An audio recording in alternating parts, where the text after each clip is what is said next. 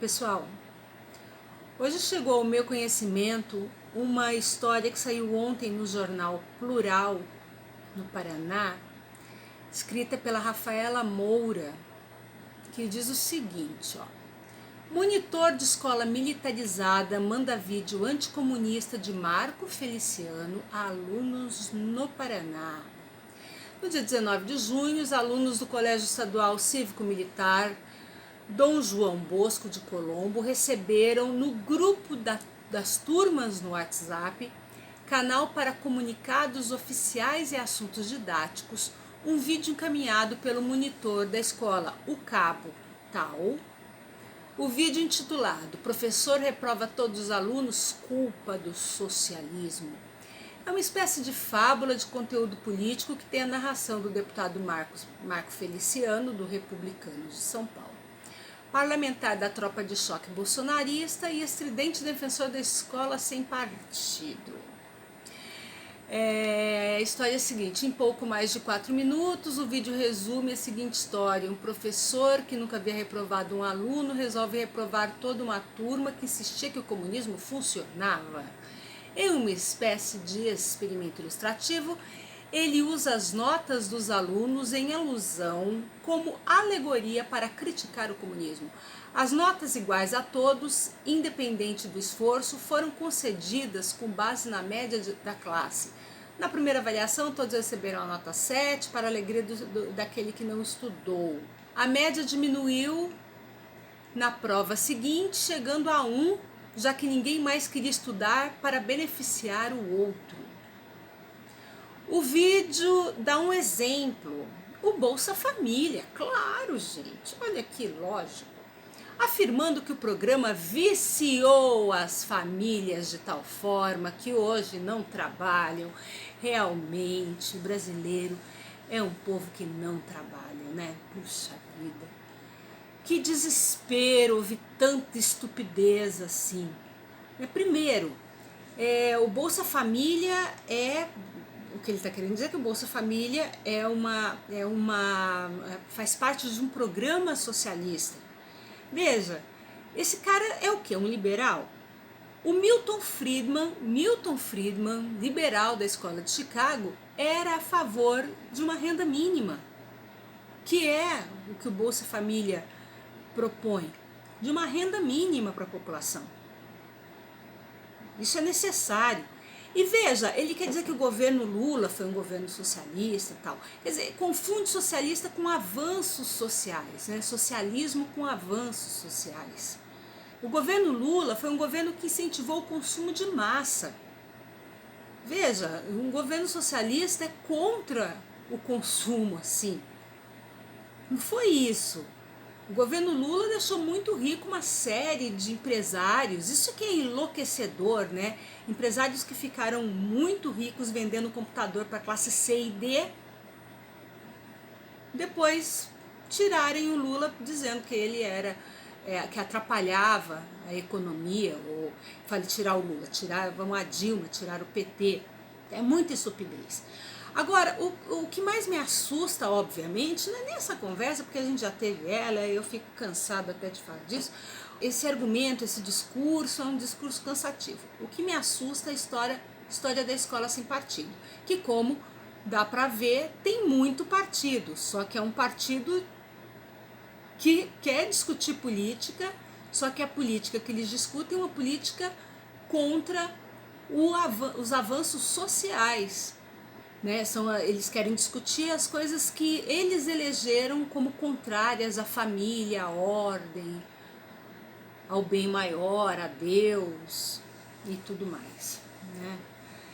E aí eu fico assustada. Né? Eu lembro que eu fui numa palestra de um amigo, inclusive, e ele disse o seguinte na explanação dele, um amigo desembargador. Ele disse o seguinte, que quando o Brasil estava em ditadura militar, nós éramos cívicos, nós tínhamos civilismo, ou civismo, né? E que hoje que há uma democracia, veja, ele falou isso já faz uns 4 anos, hoje que há uma democracia, o Brasil não existe mais educação moral e cívica na escola. Pelo amor de Deus, Por que teve educação moral e cívica, organização social e política, EPB, educação para o trabalho? Eu tive educação para o lar, enquanto os meninos da minha sala de aula tinham educação para o trabalho, porque mulher não era para ter aula de educação para o trabalho, veja bem. Isso é absolutamente assustador e isso é um resquício da ditadura militar. Mais do que isso foi uma determinação dos acordos MEC-USAID, Ministério da Educação e Cultura e USAID, né? Uma agência de filantropia norte-americana que veio ajudar a educação no Brasil. Veja, todo mundo aqui já ouviu falar de pai, de avô, né? Eu já sou de uma geração que foram os meus pais, então foram seus avós, né? Bisavós, de repente, né? Que ouviram falar que escola boa na época deles era escola pública. O que aconteceu com o ensino brasileiro? Foi premeditadamente estrupiado. Porque, claro, né? Veja, ali depois do golpe de 64, quem ia para a rua protestar? Estudante. Desde sempre no seu país, quem vai para a rua protestar é estudante. Ou pelo menos quem ia. Por quê? Porque era quem tinha informação e as escolas eram boas e os estudantes sabiam o que estava acontecendo, tinham um volume de leitura para entender o que estava rolando e iam para as ruas. Só que esses estudantes eram filhos, muitos deles eram filhos da classe média, eram filhos até da elite, da maior elite do Brasil. E isso incomoda demais. Imagina, o golpe de 64 ele não foi só um golpe militar, ele foi um golpe militar, civil, empresarial. Aí imagina o filho daquele empresário que patrocinou o golpe de 64 numa manifestação contra os militares. Então os acordos MEC-USAID eles vieram destruir a educação, principalmente a educação pública. O que sobrou, veja só, foram escolas federais e escolas militares, né, que tinham um ensino bom, né, em algum momento, em algum sentido, principalmente o ensino de exatas. Agora, eles excluíram do ensino, do que era dado no currículo normal, filosofia, sociologia, diminuíram o curso de história, diminuíram o curso de geografia, viraram matérias frias, como um chefe meu, um ex-chefe meu dizia, né, matérias quentes são as de exatas e as frias são as de humanas. Veja, justamente por conta disso que hoje não tem mobilização praticamente. Quer dizer, agora parece que volta a ter, eu espero que tenha, né? Eu sempre disse o seguinte, o aluno da escola pública, porque a intenção, antes de mais nada, foi idiotizar a educação em geral, não só a educação pública. Aliás, a educação pública, justamente pelas dificuldades que o estudante da escola pública passa, ele é menos idiota. Porque, em geral, na escola particular, os caras foram absolutamente despolitizados e desculturalizados também, né? Você pergunta quem leu Dom Casmurro, ninguém sabe nem quem é Dom Casmurro, nem quem é Machado de Assis, né? Houve uma decrepitude na educação.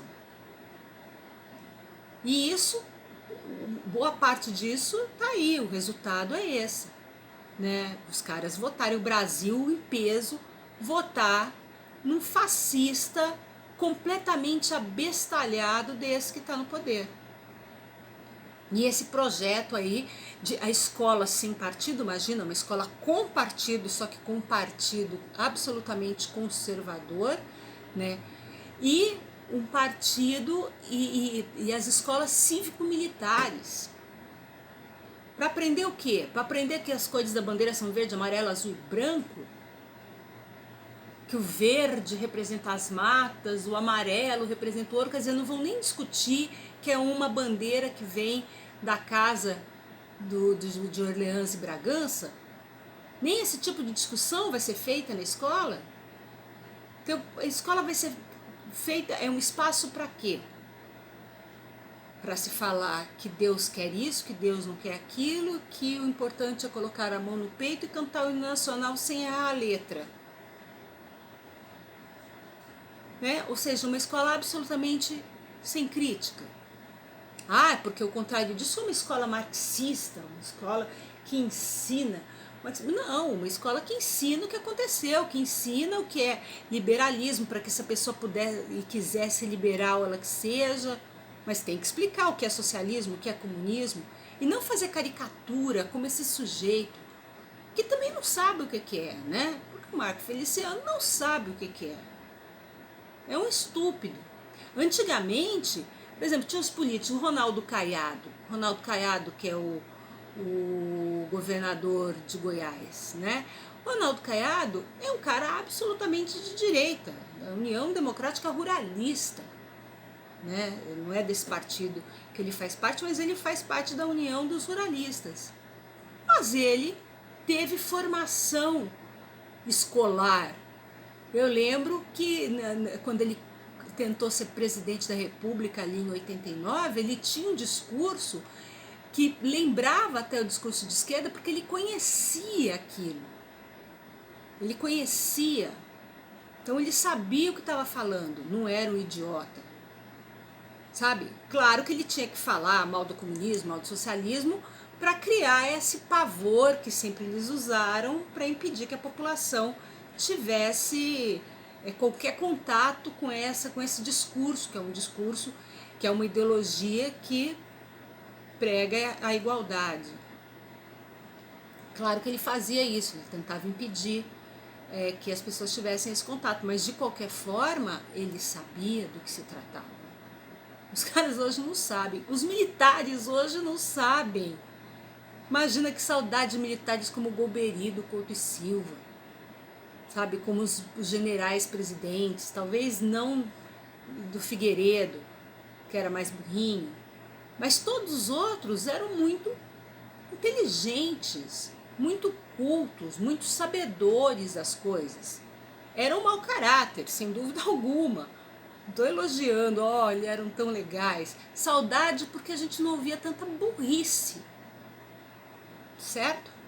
É isso aí, desabafo hoje.